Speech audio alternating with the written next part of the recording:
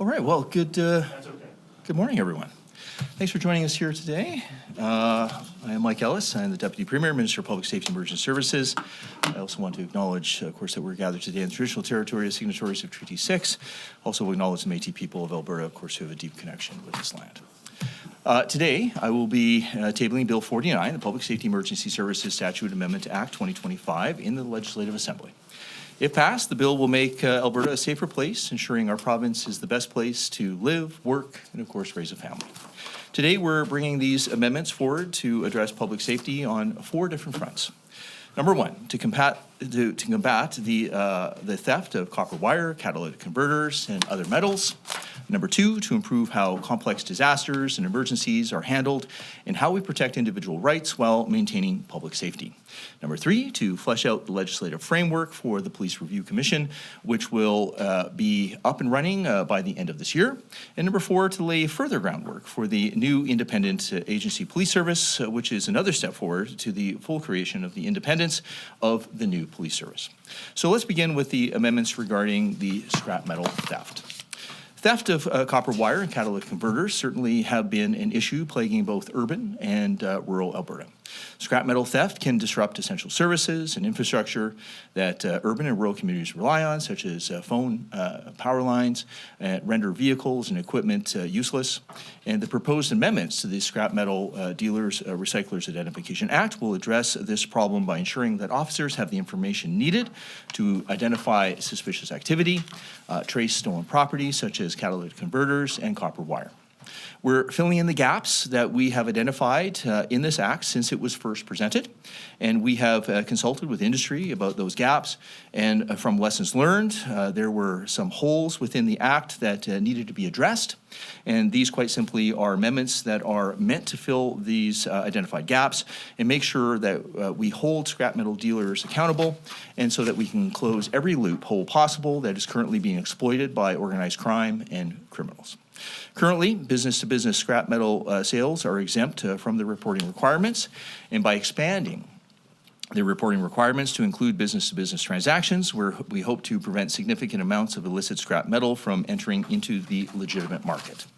If the bill passes, we are also planning amendments to regulations require the dollar value of a sale, the type of a per ounce price of the metal being sold, and in the case of catalytic converters, the vehicle identification number and or seller's proof of ownership to be recorded and reported by the buyer. Recording this information makes each sale more traceable, which will help law enforcement find stolen property and help us take a tougher stand against scrap metal thieves. Currently, business-to-business scrap metal sales are exempt from the reporting requirements, and this is a problem that bad actors are continuing to exploit. By expanding the reporting requirements to include business-to-business transactions, we hope to prevent significant amounts of illicit scrap metal from entering into the legitimate markets. Ultimately, these proposed changes would ensure law enforcement officers are better positioned to investigate suspicious transactions without creating additional barriers for law-abiding dealers and recyclers. This will ensure that law enforcement have the information needed to identify suspicious activity, trace stolen property such as catalytic converters and copper wire. We will do whatever it takes to keep Albertans safe, and we're, of course, providing options through these amendments to law enforcement. And that's why we're also working on regulatory changes to allow police and peace officers to write tickets for contravention of the Act. Regulatory changes would also set out specified penalties for certain less serious offenses under the Scrap Metal Dealers Recyclers Identification Act and give justices of the peace jurisdiction to deal with them. This would make for more effective use of court resources and more efficient administration of justice. If somebody is caught, of course, distributing stolen property or possession of stolen property, as an example, that, of course, is a criminal code offense and would be prosecuted accordingly and investigated accordingly, of course. This will also provide law enforcement with an option of writing provincial ticket as well, and this is a very common practice across the nation. To be clear, these changes in law send a clear message that illegal scrap metal dealing and copper theft is, of course, not welcome in this province. Next, I'd like to present legislative amendments to discuss the public safety response to emergencies. We all know that emergencies demand swift and decisive action to protect the life and safety of Albertans, but at the same time, we have to protect Albertans without unduly infringing on their democratic rights. That's why we're taking these steps to ensure that emergency management and regulations reflect the realities of modern disaster response, as well as the importance of protecting Albertans' individual freedoms. We will now add a new preamble to the Act to reinforce that even in times of crisis, government must respect and uphold the rights and freedoms of Albertans, and this will ensure that officials are respectful of individual rights when interpreting and applying the Act, and that emergency measures remain balanced, necessary, and of course, transparent. The proposed changes would also update the definition of, quote, emergency, unquote, to make it clear that emergencies are unpredicted, that they are sudden, and of course, they are temporary events. In other words, the use of emergency powers should be limited to times when immediate action is required to protect Albertans. This increases the threshold required to access the extraordinary powers provided under the Act, and again, ensure that the emergency powers are only used when absolutely necessary and as a last resort. We're also introducing other checks and balances on the emergency powers. For example, the Minister of Public Safety and Emergency Services will be required to consult with the Premier and Cabinet committees before authorizing emergency orders. This will ensure that there is additional oversight before emergency orders are issued and not placed too much decision-making power on one individual. Additionally, we will be enhancing public communication requirements, ensuring that Albertans are promptly and clearly informed about emergency measures and their potential impact. Albertans have a right to know about emergency issues impacting their lives, and this requirement will make that happen. These changes are in response to the recommendations from the Public Health Emergency Governance Review Panel. We're also planning important regulatory improvements to support emergency preparedness at the local level. Local authorities will be required to create mitigation and evacuation plans for potential disasters, and this will improve coordination between local and provincial governments and help ensure that communities are better prepared before a disaster strikes. And lastly, following a disaster, if a local authority undertakes efforts to improve infrastructure to better withstand future floods or wildfires, they'll be eligible to be reimbursed for some of those costs, and we're aligning these changes with the disaster financial assistance arrangements, which will ensure that we can maximize federal reimbursements for disaster recovery. Next, I would like to talk about the amendments regarding the Police Review Commission. As many of you are aware, the government is working to build the new Police Review Commission, which will serve as a single arm's-length agency for complaints involving municipal and First Nations police services right across the province. Bill 49 will clarify roles, processes, definitions needed to ensure that the Commission will operate at arm's length and independently from the government. And we're engaging with law enforcement agencies, Indigenous communities, and other partners to help inform all other policy, recruitment, and training frameworks that the Police Review Commission will need ahead of its launch later this year. Now, I want to turn your attention to our efforts to establish the new independent agency police service. A year ago, when introduced the Public Safety Statutes Amendment Act of 2024, the government announced that we were working towards creating a new police agency to undertake the police-like functions currently performed by the Alberta Sheriffs. If passed, Bill 49 will specify that the new agency will be a Crown corporation governed by an independent board of directors.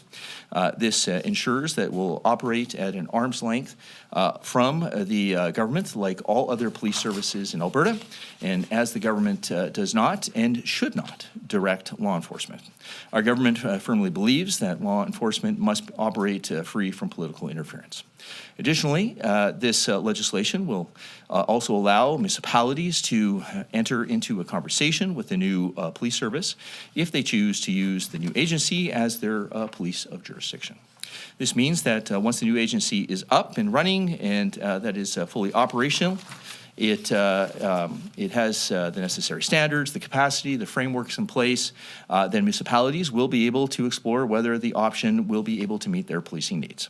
While there is some work and some more work that needs to be done to make the new independent agency operational, this will be one more option for municipalities when determining the best approach to law enforcement in their communities.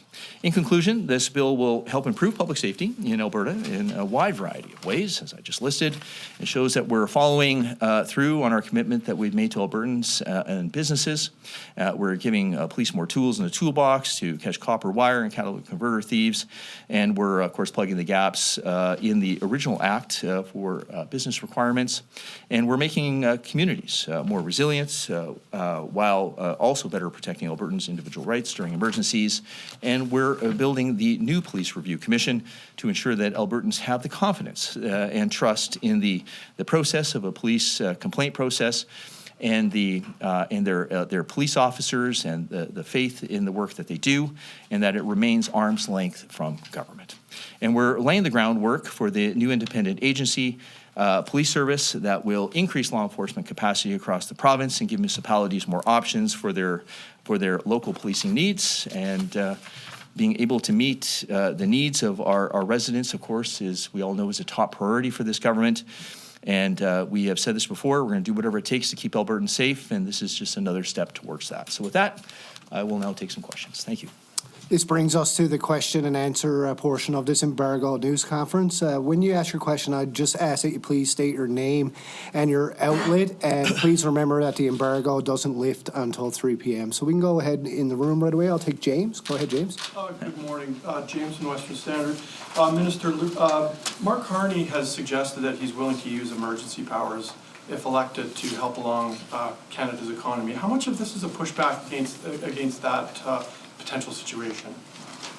No, I wouldn't say it's a pushback against that. I mean, certainly we had the Manning report that had a number of recommendations. I think we want to make sure that we're balancing that, with public safety, with individual freedoms, and I think that with the work that has been done in this, I think we're striking that right balance. Do you have a follow-up, James? Yeah, just wondering, were you thinking about Ottawa when you were drafting this bill? Simple answer to that, at that time, no, we weren't. Okay. Go ahead, Janet. On the independent police agency, there have been surveys of Albertans, lots of people giving feedback saying they don't want a provincial police service, and concerns also about the cost, which we've heard this morning remains unaccounted for, unknown. So why do you still want to go down this path? Well, quite simply, I think Albertans, especially in rural Alberta, have a right when they call 911 to have somebody answer their call. These are not one-off anecdotal stories that I'm hearing all throughout Alberta, especially in rural Alberta. I'm hearing concerns regarding calls to service. I'm hearing concerns regarding costs. As you're probably aware, Janet, we're seeing the costs under the municipalities under $5,000 increasing by 50%. That is something that quite frankly, many municipalities, especially the small ones, the villages as an example, they can't afford. They can't quite afford that. So we want to explore what options are going to be available for them. So again, we are continuing to augment and support all police services in Alberta. As I've also stated before, many of the tasks that are being performed by our Alberta sheriffs are police-like functions. Our scan teams, our fugitive apprehension teams, as an example, the folks doing the highway patrol, those are policing functions. So it only stands to reason that if we can help police services all throughout this province, I don't care if it's a police jurisdiction regarding the RCMP or Calgary or Edmonton, as you've seen before, we want to be able to make sure that we can do that. And to actually answer one of the earlier comments, I think that you or maybe myself, I think maybe had made there, is that, giving a sheriff the ability to be a police officer, as an example, as we know, rural Alberta is quite large. If there is a case where there is a 911 call and they happen to be closest, I mean, I want them to go to the call. It doesn't mean that the RCMP will not be the police of jurisdiction that would be the primary on that particular call. It does mean that the fastest response will be that officer that's in uniform, and I want that to happen. We can't, when you're hearing hours and hours and hours of delay in getting to a call, I mean, time's of the essence in emergencies. I know that. So I hope I answered your question. Did you have a follow-up? She's got a follow-up. Yeah. If you're saying the RCMP are having trouble recruiting enough people to stay in rural Alberta locations to have this response times that you desire, and their costs are escalating, how is the province, which does not yet have an agency, going to provide better service at a cheaper cost? So this is not just about Alberta. We're seeing this right across Canada. As you've heard me say before, I mean, in Alberta, we, from our authorized strength level perspective, we're anywhere from 17 to 20% short on our authorized strength levels. I've said this before as well. We pay $16 million for services that we do not get. We see similar numbers in BC and Saskatchewan. This is why Saskatchewan is going down the Saskatchewan Marshal Service. Manitoba is roughly 30% short on their authorized strength levels. And then we have Eastern Canada that also has authorized strength levels that are short as well. Again, anywhere from that 17 to 20% short. So this is not exclusive to Alberta. But again, we have to make sure that when somebody calls 911, that somebody's showing up to the call.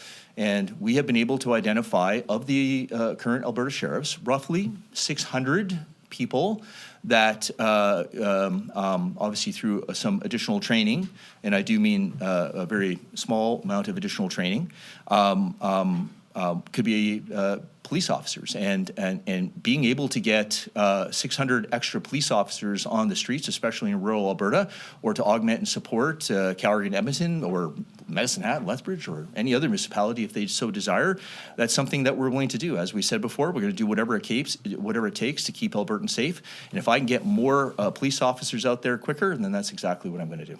You can go ahead, Shay. Thanks, Shay Lanskowski with CTV. Just further to Janet's question in regards to that independent police agency and cost, is there any estimated cost as to what this agency would cost the province, and what the cost-sharing agreement would be between the province and municipalities that decide to take you up on that offer? And I guess just following up and adding to that 2021 report that the province did, I think they estimated the cost at $759 million in 6 years. Is that still within the realm of what you're looking at? Is that your two questions? No. I just wanted to follow up. I'm just joking. So look, let me start with that second question first. So you talked about that report. Look, that report was written as if you were starting from scratch, from nothing. But we're not starting from nothing, right? We already have Alberta sheriffs. As I told you, we've identified 600 or so sheriffs that could potentially become police officers. They already have equipment. They already have infrastructure in place. So we're not starting from a position of zero and then building up. We already have something that we can thus transfer over. So to answer another part of your question is that right now, I think we spend about approximately $136 million on the Alberta sheriffs. So that money would then thus go over to this new Crown Corporation. So again, this is not new money. This is not that report. That white report was starting again from what the estimated cost is if you took the Alberta sheriffs and you put it aside and you start from the very beginning to create some sort of police service. Yeah, there probably would be a huge cost, but we're not starting from zero. We're starting from, quite frankly, a much higher number, I would just say, right? And then we also have to take consideration Grand Prairie as an example, right? So let's use them as an example. So Grand Prairie is well on their way to becoming their own municipal police service. In that detailed report that they actually put out, more police officers, better oversight, and cheaper, quite frankly. And I think there was a recent report that came out, and I remember I had it in front of me, and the Premier took it, and she said it in the legislature. There was a significant cost savings when it comes to dollar value for the city of Grand Prairie. And there's no cost-sharing agreement with the city of Grand Prairie. They were able to get more police officers at really a less price, despite the cost-sharing agreement that they would have had with the federal government. So I would just say this: right now, we're looking at entering into a conversation. If this bill is passed, and I say we, I mean the new Crown Corporation and the new Alberta Sheriffs, they can enter in a conversation.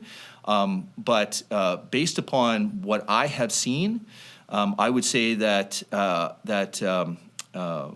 the service that the Alberta Sheriffs could possibly provide, if it is consistent with what they're doing in Grand Prairie, would be something where they could do it under the current amount of money that those municipalities are paying right now.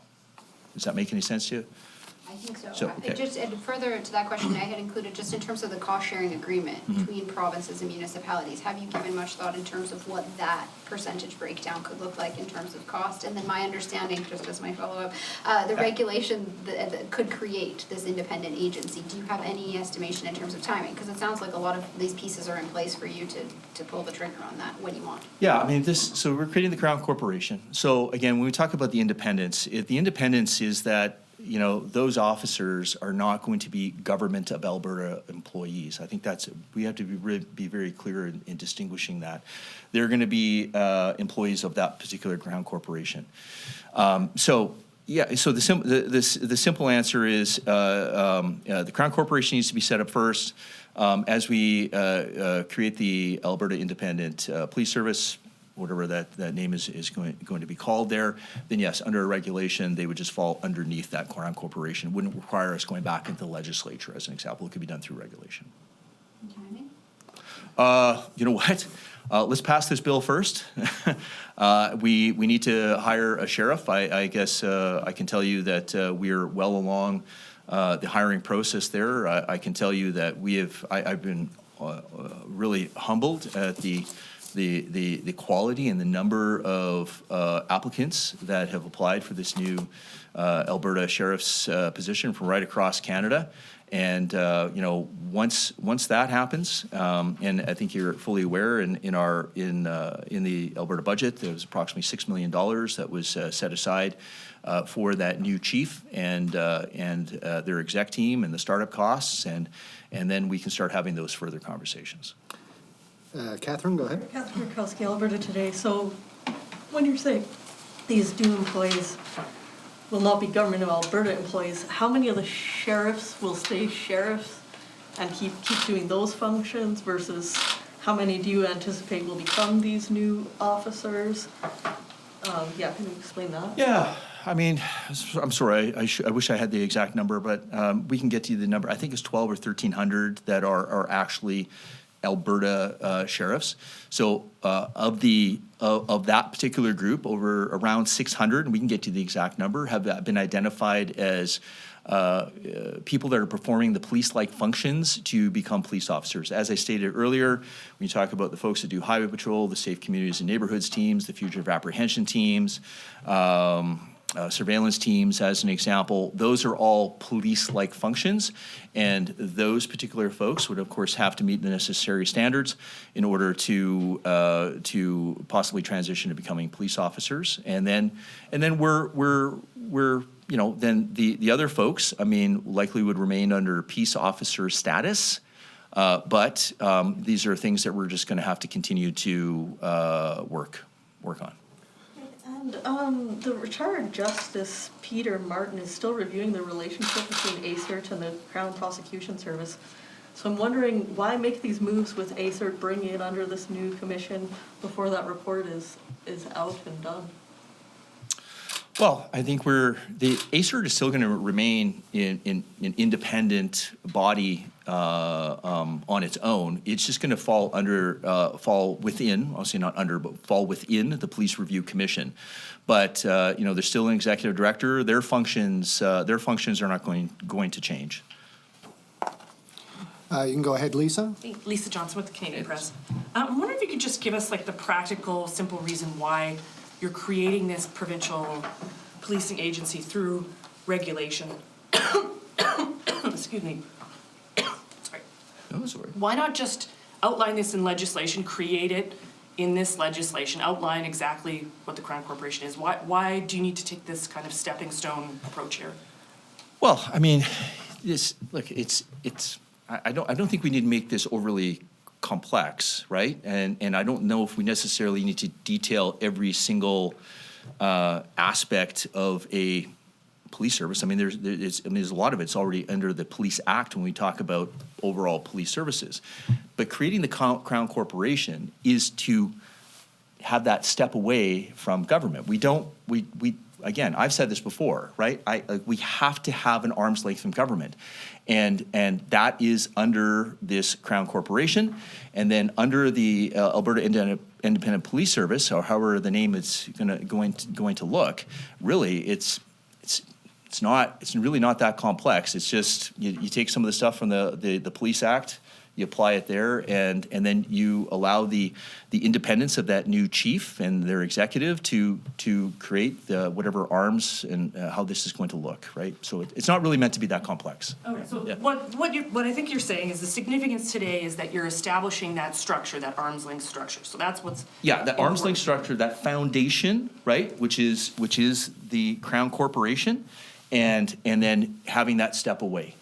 The problem is, we have no idea what the costs are gonna be. We have no idea what the timeline is. We don't know if there'll be a 50-50 split between the provinces and municipalities. We don't know how much Alberta taxpayers might be paying for this, because this would be a pretty big shift for policing in this province. So Go ahead. that's why there's some missing pieces here. I mean, you've mentioned 600 sheriffs. We heard this morning that about 35 municipalities received a grant to look into this. Yeah. Option, so you must have a ballpark idea of how much this will cost. So if you remember, those 35 municipalities, right, they're already paying. So that money that they're paying, if they choose to go down the road of a different police of jurisdiction, a different contract service provider, that money that they take can be applied to the new Alberta sheriffs, as an example. So there's no How that funding would work, essentially, no extra cost to taxpayers. No, I mean, look, I mean, it's if we're basing upon what has occurred in Grand Prairie, right? Then what we're seeing is that more officers, better service, better oversight, and ultimately cheaper. Okay, so if I take a very small jurisdiction, maybe like a village as an example, that might have that may be paying maybe $27,000, $30,000 as an example. The question is, this is the conversation they need to have with whoever this new entity is going to be, right? Is that what is the service that I'm going to get for that $30,000? Now, on a very high level, I would say that, this is some of the anecdotal stories that I have heard, is that they are getting little to no service. So surely to goodness, the conversation that they have with the Alberta sheriffs is what is the service that they can provide, right? And I don't have the answer to that. That's going to be what the new chief is going to have to assess. Does that mean that in a small village that there will be a detachment? I don't know. Does that mean in a regional jurisdiction that might have 3 or 4 small villages or small municipalities, does that mean that they share the cost and there's a detachment? Maybe, right? But the answer is that I keep getting complaints from municipalities all over this province about the current service and what they're paying. And if I take the small village as an example, that $27,000, if it's going to double, which is what the RCMP have said, that's going to double, go up by 50%, right? Or what that number is, but it's going to quite significantly. That's something that some of these municipalities are saying, hey, we can't afford that, right? So I have to explore what those options are. Regarding cost sharing, look, I would just say this. I want to explore what we can do under the current model that we have. It's not meant to be burdensome on anybody. What I want to make sure is that, again, I'm going to say this for the third time, when somebody calls 911, I want to make sure that we have somebody attending that call. And that is what I am sadly hearing too often in rural Alberta right now. And I can't continue to allow that to happen. I have to explore other options here. We do have some reporters on the line. Operator, can you put through the first question, please? Their first question comes from the line of Kevin Green with City News. Please go ahead. Good morning, it's Kevin from CT News. You said you're establishing this corporation for policing, and municipalities can contract it to supply their policing services, and they'll get it at a lower price with higher levels of service. That's according to Grand Prairie. But yeah, go ahead, keep going. Well, and you're implying that that's the model for the rest of the province, are you not? Yep. Yeah. If that's the case, how can this be seen as anything but an attempt to financially oust the RCMP without officially ousting the RCMP as the provincial police force? I have said for the last couple of years that the choice will be up to the municipality. And this is why we provided those grants. This is why 35 communities took us up on exploring whatever the options are going to work best for them.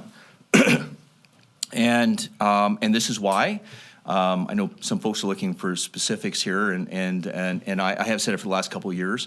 The town of Coaldale is an example. The town of Coaldale has been very clear that they would like to have a detachment of Alberta sheriffs, and this allows them to enter into that conversation.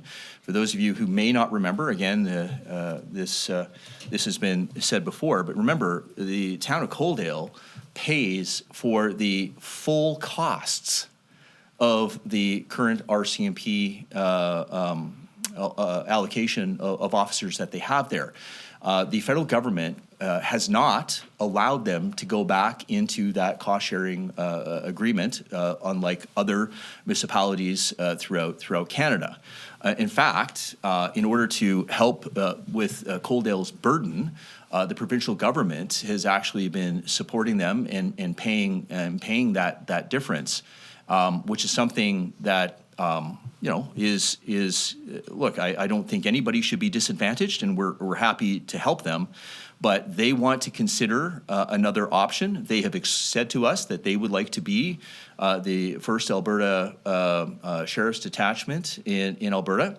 And again, I'm going to go back to the original answer to your question, which is I am giving those options to municipalities, and if a municipality wishes to choose an option other than their current contract service provider, that choice is available to them. Did you have a follow-up, sir? I do.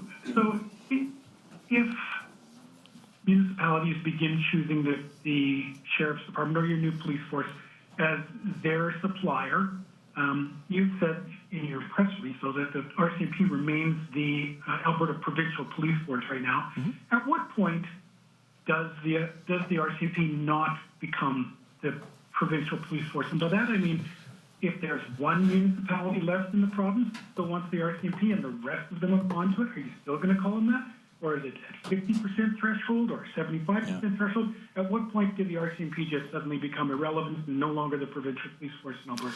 Well, look, I think we're going to have to assess that. I don't disagree with the premise of your question, but I think this is kind of a case by case, and we got to continue to assess the situation. Again, we cannot continue to see, and I'll talk specifically about Alberta, not the rest of Canada, levels of 17 to 20% short on authorized strength levels. We can't continue to pay $16 million for services that we do not get. I cannot continue to hear stories in rural Alberta where I have to, talk to mayors and councils, and they want to know why an RCMP, which is their police contract of jurisdiction, is so delayed in coming to calls, or not coming to calls, or trying to explain why they shouldn't come to calls. I was at one northern municipality only a few days ago, and between them and the region, they have a authorized strength level of 17. I said, how many do you have? They said 5. 5? Look, you guys know this. Look, I was a police officer, and I was an instant commander. And look, I've done a lot of things. I've been able to deal with a lot. But when you're talking about that level of shortage on authorized strength levels, Now we're talking about public safety concerns, and I have legitimate public safety concerns. So again, I'm allowing municipalities to make this choice. If municipalities want to continue with their current police of jurisdiction, if they want to continue with their contract service provider, they can, and I've empowered them to do that. However, I have had enough municipalities, including the 35 that have taken us up on this agreement, that they would like to possibly explore another option. And this is a step towards that other option for them. I'd like to thank everybody for coming today. This concludes our embargo press conference. Please keep in mind that all materials and interviews here today are embargoed until the bill drops in the House. Thank you.